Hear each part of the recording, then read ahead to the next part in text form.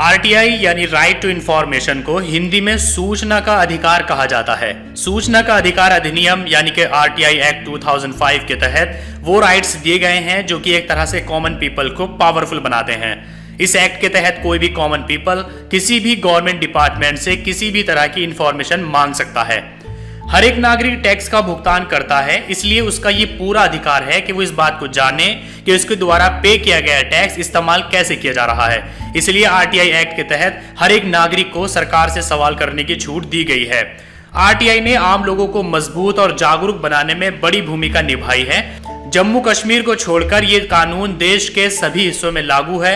इस कानून के जरिए आप किसी भी गवर्नमेंट डिपार्टमेंट से जानकारी ले सकते हैं। सो गाइस, मैं हूं ईशान और आज के इस वीडियो में हम आरटीआई के बारे में बात करने वाले हैं कि आरटीआई क्या होती है, आरटीआई के क्या नियम हैं, आरटीआई कैसे फाइल की जाती है, आरटीआई के तहत आप किस किस डिपार्टमेंट से इंफॉर्मेशन ले सकते हैं, किस डिपार्टमेंट से आप इंफॉर्मेशन नहीं ले सकते हैं, आरटीआई की फीस क्या है, अगर आरटीआई में कोई प्रॉब्लम आती है तो उसके बाद आपके पास क्या लीगल रेमेडीज हैं, ऑनलाइन आरटीआई फाइल कैसे की जाती है। इन सारी चीजों के बारे में आज के इस वीडियो में हम बात करेंगे। दोस्तों, ये वीडियो कुछ लॉन्ग जा सकता है क्योंकि इस वीडियो में मैं आरटीआई से जुड़ी सारी चीजों को कवर करने की कोशिश करूंगा। तो चलिए शुरू करते हैं।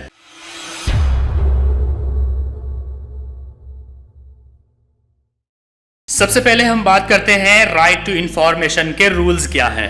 इस कानून का मकसद सरकारी महकमों की जवाबदेही तय करना और पारदर्शिता यानी ट्रांसपेरेंसी लाना है ताकि करप्शन पर रोक लगाई जा सके। ये अधिकार आपको ताकतवर बनाता है। इसके लिए सरकार ने सेंट्रल इंफॉर्मेशन कमीशन और स्टेट इंफॉर्मेशन कमीशंस का गठन भी किया है।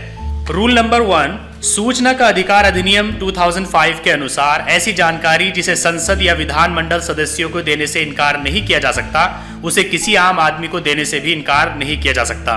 इसलिए अगर आपके बच्चों के स्कूल के टीचर अक्सर गैर हाजिर रहते हो, आपके आसपास की सड़कें खराब हालत में हो, सरकारी हॉस्पिटल्स या हेल्थ सेंटरों में डॉक्टर या दवाइयां ना हो, अफसर काम के नाम पर रिश्वत मांग रहे हो, या फिर राशन की दुकान पर राशन ना मिले, प्रधानमंत्री का खर्च, राष्ट्रपति भवन का खर्च वगैरह अगर आप जानना चाहते हो तो आप सूचना के अधिकार यानी आरटीआई के तहत ऐसी जानकारियां ले सकते हैं। रूल नंबर 2, सिर्फ इंडियन सिटीजन्स ही इस कानून का फायदा ले सकते हैं। इसमें निगम, यूनियन, कंपनी वगैरह को सूचना देने का प्रोविजन नहीं है क्योंकि ये नागरिकों की डेफिनेशन में नहीं आते। अगर किसी निगम, यूनियन, कंपनी या एनजीओ का कर्मचारी या अधिकारी आरटीआई दाखिल करता है तो उसे सूचना दी जाएगी, लेकिन शर्त यह है कि उसने सूचना अपने नाम से मांगी हो, निगम या यूनियन के नाम पर ना मांगी हो।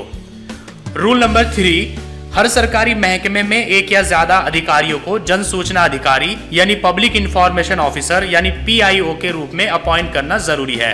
आम नागरिकों द्वारा मांगी गई सूचना को समय पर उपलब्ध कराना इन्हीं अधिकारियों की जिम्मेदारी होती है। रूल नंबर 4, पब्लिक अपनी इंफॉर्मेशन किसी भी रूप में मांग सकती है जैसे कि डिस्क, टेप, वीडियो, लेटर वगैरह, लेकिन मांगी गई इंफॉर्मेशन उस रूप में ऑलरेडी मौजूद होनी चाहिए जिसमें पब्लिक डिमांड कर रही है। रूल नंबर 5, रिटेंशन पीरियड यानी जितने वक्त तक रिकॉर्ड सरकारी विभाग में रखने का प्रोविजन है उतने ही वक्त तक की सूचनाएं मांगी जा सकती है। रूल नंबर 6, आरटीआई से इंफॉर्मेशन लेने के लिए 10 रुपए फीस रखी गई है, लेकिन अगर आप बीपीएल परिवार से हैं तो आपको एक भी पैसा नहीं देना होगा, बस आपको अपने बीपीएल कार्ड की फोटोकॉपी आरटीआई एप्लीकेशन के साथ देनी होगी। रूल नंबर 7, आरटीआई की फीस कैश, डिमांड ड्राफ्ट या फिर पोस्टल ऑर्डर द्वारा दी जा सकती है। डिमांड ड्राफ्ट या फिर पोस्टल ऑर्डर डिपार्टमेंट के अकाउंट ऑफिसर के नाम भेजा जाता है। अगर आप ऑनलाइन आरटीआई फाइल करते हैं तो फीस ऑनलाइन ही पे करनी होगी। रूल नंबर 8, आरटीआई के अंतर्गत मांगी गई इंफॉर्मेशन को आप तक पहुंचाने के लिए 30 दिनों का फिक्स टाइम दिया जाता है। अगर इंफॉर्मेशन पहुंचने में 30 दिन से ज्यादा का समय लगे तो आप केंद्रीय सूचना आयोग यानी सेंट्रल इंफॉर्मेशन कमीशन से अपील भी कर सकते हैं। रूल नंबर 9, 30 दिनों से ज्यादा टाइम हो जाने के बाद अगर आपसे दोबारा फीस और डॉक्यूमेंट्स की मांग की जाए तो आप उसके लिए भी अपील कर सकते हैं क्योंकि 30 दिन के बाद आपको बिना फीस के सारी इंफॉर्मेशन दी जानी है। रूल नंबर 10, आरटीआई के दायरे में आने वाले सभी डिपार्टमेंट से आप इंफॉर्मेशन ले सकते हैं जैसे राष्ट्रपति, प्रधानमंत्री, राज्यपाल और मुख्यमंत्री का दफ्तर, संसद और विधानमंडल, चुनाव आयोग, सभी अदालतें, तमाम सरकारी दफ्तर, सभी सरकारी बैंक्स, सारे सरकारी हॉस्पिटल्स, पुलिस डिपार्टमेंट्स, सेना के तीनों अंग यानी जल, थल और वायु सेना, पीएसयू, सरकारी बीमा कंपनियां, सरकारी फोन कंपनियां, सरकार से फंडिंग पाने वाले एनजीओ, स्कूल, कॉलेज, सरकारी सहायता लेने वाले प्राइवेट स्कूल भी इसके दायरे में आते हैं। सरकारी सहायता नहीं लेने वाले स्कूलों पर यह कानून लागू नहीं होता है, लेकिन शिक्षा विभाग के जरिए उनकी जानकारी भी ली जा सकती है। कॉलेजों के मामले में भी यही नियम लागू होता है। चलिए अब हम बात करते हैं कि आरटीआई एक्ट किन पर लागू नहीं होता है, यानी कौन सी जानकारियां आप आरटीआई के तहत नहीं ले सकते हैं। 3 तरह की ऐसी जानकारियां हैं जो आप आरटीआई के तहत नहीं ले सकते हैं। किसी भी खुफिया एजेंसी की वैसी जानकारियां जिनके सार्वजनिक होने से देश की सुरक्षा और अखंडता को खतरा हो, आप उसको आरटीआई के तहत नहीं ले सकते हैं। दूसरे देशों के साथ भारत से जो जुड़े हुए मामले हैं, उनकी जानकारी भी आप आरटीआई के तहत नहीं ले सकते हैं। थर्ड पार्टी यानी प्राइवेट सेक्टर से जुड़ी हुई जो जानकारियां हैं, वो भी आप आरटीआई के तहत नहीं ले सकते हैं। लेकिन सरकार के पास इन प्राइवेट सेक्टर्स की जो भी जानकारियां हैं, वो आप इनसे संबंधित सरकारी विभाग के जरिए हासिल कर सकते हैं। चलिए हम बात करते हैं कि आरटीआई एप्लीकेशन लिखी कैसे जाती है।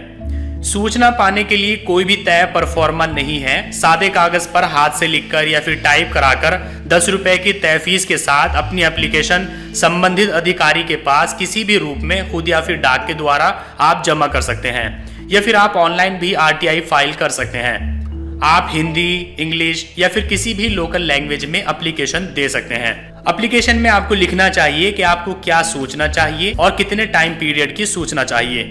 आवेदक को सूचना मांगने के लिए कोई वजह या फिर पर्सनल ब्यौरा देने की कोई जरूरत नहीं है। उसे सिर्फ अपना पता देना होगा। फोन नंबर या फिर मोबाइल नंबर देना जरूरी नहीं है, लेकिन नंबर देने से सूचना देने वाला विभाग आपसे कांटेक्ट कर सकता है, इसलिए नंबर दे देना चाहिए। जैसे कि आप मान लीजिए कि मुझे पब्लिक वर्क्स डिपार्टमेंट यानी पीडब्ल्यूडी से मेरे घर के आगे से गुजरने वाली रोड के बारे में कुछ जानकारी लेनी है, क्योंकि वो बनाने के कुछ समय के बाद ही उखड़ गई है। तो मैं कुछ इस तरह से लिखूंगा: सेवा में जन सूचना अधिकारी, सार्वजनिक निर्माण विभाग, गुड़गांव, हरियाणा। विषय: सूचना का अधिकार कानून 2005 के तहत आवेदन।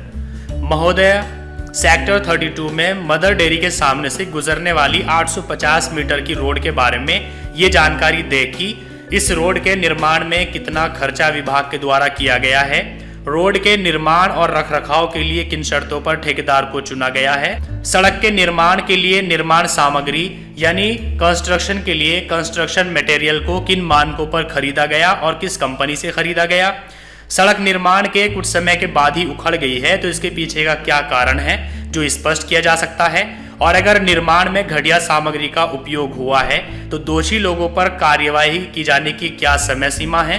मैं आवेदन शुल्क के रूप में 10 रुपए का पोस्टल ऑर्डर या मनी ऑर्डर जो भी भेजना हो साथ में भेज रहा हूं। कृपया सूचना का अधिकार एक्ट के अनुसार मुझे समय पर सूचना उपलब्ध कराई जाए। आवेदक ईशान सिद्दीकी, तारीख 30/1/2018, पता 124 block D, DLF phase 3, sector 32, Gurgaon, Haryana.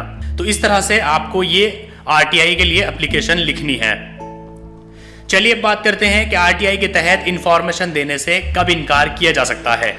कुछ खास हालात में ही जन सूचना अधिकारी आपकी एप्लीकेशन लेने से इनकार कर सकता है, जैसे कि अगर एप्लीकेशन किसी दूसरे जन सूचना अधिकारी या फिर पब्लिक अथॉरिटी के नाम से हो, या अगर आप ठीक तरह से सही फीस का भुगतान न कर पाए हो, या अगर आप गरीबी रेखा से नीचे के परिवार के मेंबर के रूप में फीस से छूट मांग रहे हैं लेकिन इससे जुड़े सर्टिफिकेट की फोटोकॉपी आप नहीं दे पाए हैं, या फिर अगर कोई खास सूचना दिए जाने से सरकारी विभाग के संसाधनों यानी रिसोर्सेज का गलत इस्तेमाल होने की आशंका हो, या फिर इससे रिकॉर्ड्स को देखने में किसी नुकसान की आशंका हो, तो फिर अधिकारी आपको आरटीआई के तहत इंफॉर्मेशन देने से मना भी कर सकता है। अगर आरटीआई को जनसूचना अधिकारी रिजेक्ट कर देता है तो भी आवेदक को कुछ सूचनाएं वो जरूर देगा, जैसे कि रिजेक्शन की वजह, उस टाइम पीरियड की जानकारी जिसमें रिजेक्शन के खिलाफ अपील दायर की जा सकती है, उस अधिकारी का नाम और पता जिसके यहाँ इस फैसले के खिलाफ अपील की जा सकती है। अगर कोई अधिकारी आपको सूचना देने से मना करता है या फिर जानबूझकर देरी करता है या फिर फैक्ट्स को छुपाने की कोशिश करता है तो उसके लिए आप अपील कर सकते हैं। ऐसा करने पर संबंधित अधिकारी पर रोजाना के हिसाब से 250 रुपए के अनुसार 25,000 रुपए तक का जुर्माना लगाया जा सकता है। चलिए अब हम बात करते हैं आरटीआई के इंपॉर्टेंट सेक्शंस के बारे में कि आरटीआई एक्ट 2005 में कौन कौन से सेक्शंस इंपॉर्टेंट हैं। सेक्शन 6 सब सेक्शन 1 में बताया गया है कि आपको एप्लीकेशन कैसे देनी है। सेक्शन 6 सब सेक्शन 3 में बताया गया है कि अगर आपका आवेदन किसी गलत डिपार्टमेंट में चला जाता है तो वो डिपार्टमेंट उसको सेक्शन 6 सब सेक्शन 3 के अंतर्गत सही विभाग में 5 दिन के अंदर अंदर भेज देगा। सेक्शन 7 सबसेक्शन 5 में बताया गया है कि बीपीएल कार्ड वालों को कोई आरटीआई शुल्क नहीं देना होता। सेक्शन 7 सबसेक्शन 6 इसमें बताया गया है कि अगर आरटीआई का जवाब 30 दिन में नहीं आता है तो फिर आपको आरटीआई के तहत सूचना फ्री में दी जाएगी। सेक्शन 8 में बताया गया है कि आरटीआई में वो सूचना नहीं दी जाएगी जो देश की अखंडता और सुरक्षा के लिए खतरा हो या फिर विभाग की अंदरूनी जांच को प्रभावित करती हो। सेक्शन 18 में बताया गया है कि अगर कोई अधिकारी जवाब नहीं देता है तो उसकी शिकायत सूचना अधिकारी को दी जानी चाहिए। सेक्शन 19 सबसेक्शन 1 में बताया गया है कि अगर आपके आरटीआई का जवाब 30 दिन में नहीं आता है तो इस सेक्शन के अनुसार आप प्रथम अपीलीय अधिकारी को प्रथम अपील कर सकते हैं। सेक्शन 19 सबसेक्शन 3 में बताया गया है कि अगर आपकी प्रथम अपील का जवाब नहीं आता है तो आप इस सेक्शन की मदद से 90 दिन के अंदर अंदर अपील अधिकारी को दूसरी अपील कर सकते हैं। चलिए अब हम बात करते हैं कि ऑनलाइन आरटीआई कैसे फाइल करते हैं। उसके लिए सबसे पहले आपको अपने ब्राउजर में टाइप करना होगा rtionline.gov.in। ये वेबसाइट टाइप करने के बाद जैसे ही आप एंटर करोगे तो आपके सामने कुछ इस तरह का इंटरफेस शो होगा। यहाँ आपको सबमिट रिक्वेस्ट पर क्लिक करना है। जैसे ही आप इस पर क्लिक करेंगे यहाँ पर कुछ गाइडलाइंस शो होंगी, आपको इन गाइडलाइंस को पढ़ लेना है। उसके बाद आपको यहाँ से इन गाइडलाइंस को एक्सेप्ट करना है और सिंपली यहाँ सबमिट पर क्लिक करना है। जैसे आप सबमिट पर क्लिक करते हैं तो आपको यहाँ पर एक फॉर्म शो होता है, आपको इसी फॉर्म को फिल करना होगा। सबसे पहले यहाँ पर आपको ऑप्शन मिलता है मिनिस्ट्री या फिर डिपार्टमेंट चूज करने का। जैसे आप इस पर क्लिक करेंगे यहाँ आपको सारे डिपार्टमेंट्स और सारी मिनिस्ट्रीज यहाँ पर शो होंगी। आप जिस डिपार्टमेंट से भी आरटीआई के तहत इंफॉर्मेशन लेना चाहते हैं उसको आपको यहाँ से चूज करना होगा। फॉर एग्जांपल अगर मैं मिनिस्ट्री ऑफ रेलवेज से इंफॉर्मेशन लेना चाहता हूँ तो मैं यहाँ पर मिनिस्ट्री ऑफ रेलवेज चूज करता हूँ। उसके बाद यहाँ पर अथॉरिटी आपको चूज करनी होगी कि आप कौन सी अथॉरिटी से इंफॉर्मेशन लेना चाहते हैं। सेंट्रल रेलवे है, यहाँ पर सारी अथॉरिटीज आपको शो हो जाएंगी। फॉर एग्जाम्पल अगर मैं ईस्टर्न रेलवे से कुछ इंफॉर्मेशन लेना चाहता हूँ तो मैं सिंपली यहाँ ईस्टर्न रेलवे पर क्लिक करूंगा। उसके बाद यहाँ पर आपको अपना नेम देना होगा। नेम देने के बाद आपको यहाँ पर अपना जेंडर चूज करना है। उसके बाद आपको अपना एड्रेस फिल करना है। नीचे आपको यहाँ पर अपना पिन कोड डालना है। उसके बाद आपको यहाँ पर अपना स्टेट चूज करना है। नीचे यहाँ पर आपसे स्टेटस पूछा जा रहा है कि आप शहरी हैं या ग्रामीण हैं, आप यहाँ से चूज करेंगे। यहाँ पर आपसे एजुकेशनल स्टेटस पूछा जा रहा है कि आप लिटरेट है या इलिटरेट है, आप यहाँ से चूज करेंगे, अपनी एजुकेशन चूज करेंगे। यहाँ पर आप अपना मोबाइल नंबर देंगे, इस पर जो SMS अलर्ट है वो आपको मिलता रहेगा। यहाँ पर आपको अपनी ईमेल आईडी डालनी है। उसके बाद आपको ईमेल आईडी कंफर्म करनी है। उसके बाद यहाँ पर आपको एक क्वेश्चन पूछा जा रहा है कि क्या आप पॉवर्टी लाइन के नीचे हैं, यानी क्या आप गरीबी रेखा के नीचे हैं। अगर आप इसको यस करेंगे तो यहाँ आपको अपना बीपीएल कार्ड नंबर देना होगा, कार्ड इशू डेट देनी होगी और इशूइंग अथॉरिटी देनी होगी। इससे क्या होगा कि इससे आपको आरटीआई की कोई फीस पे नहीं करनी पड़ेगी। लेकिन अगर आप पॉवर्टी लाइन के नीचे नहीं है तो फिर आप यहाँ से नो करेंगे। उसके बाद यहाँ पर देखिए आपको पूरा एक बॉक्स मिल जाता है। इस बॉक्स में आपको अपनी एप्लीकेशन टाइप करनी है। इस डिपार्टमेंट से आप जो भी इंफॉर्मेशन लेना चाहते हैं वो आप पॉइंट में करके यहाँ पर लिखेंगे। जैसे मैं यहाँ पर एक पेस्ट कर देता हूँ, आप देख सकते हैं यहाँ पर पूरी एप्लीकेशन मैंने वर्ड में पहले से ही लिख के रखी हुई है, उसको मैंने यहाँ पर पेस्ट कर दिया है। इसके बाद यहाँ पर सपोर्टिंग डॉक्यूमेंट का आपको ऑप्शन मिलता है। अगर आप चाहें तो यहाँ पर कोई फाइल अपलोड भी कर सकते हैं। आपकी फाइल PDF फॉर्मेट में और 1 MB साइज से कम होनी चाहिए।